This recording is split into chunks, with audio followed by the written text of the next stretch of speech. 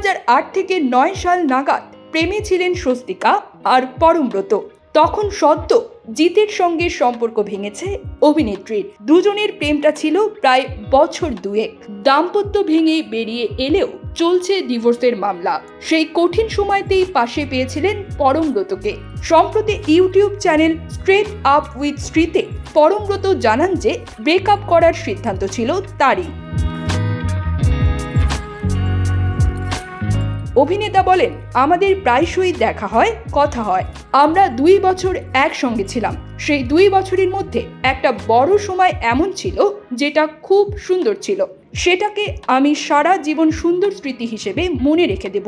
আরেকটা যেটা ছিল সেটা খুব অশান্ত ছিল। আমার বলতে বাধা নেই, একটা সময়ে এসে আমি নিজেই অব্যাহতি চাই। এর পরপরই সিনেমা নিয়ে পড়াশোনার জন্য পরমব্রত চলে যান বিদেশে। তারপর যখন ফেরত আসেন ততদিনে অনেকটাই ভরে গিয়েছে ক্ষত। পরমব্রত বলেন, সেই সময়ের আমি আর আজকের আমির মধ্যে অনেকটা পার্থক্য আছে। সেই সময় ওর সঙ্গে কথা বলতে একটা অস্বস্তি হতো। স্বস্তিকারও মানুষ হিসেবে অনেক বিবর্তন ঘটেছে। আমি যে স্বস্তিকাকে চিনতাম যখন আমরা একসঙ্গে ছিলাম, সেই স্বস্তিকা আর এই স্বস্তিকার মধ্যে অনেকটা ফারাক। সেটা আমি দেখতে পাই। ওর কথা শুনলে বুঝতে পারি যেরকম ভাবে বা যে বিষয়গুলো নিয়ে কথা বলে আমরা যখন একসঙ্গে ছিলাম আজ থেকে 16 বছর আগে ভাবতেও পারতাম না।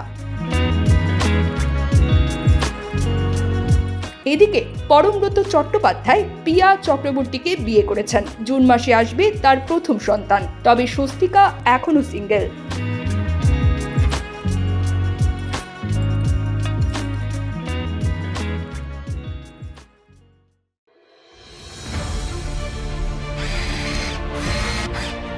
আলোতে থাকুন, ফোকাসে থাকুন, হাত রাখুন প্রজন্মের হাতে।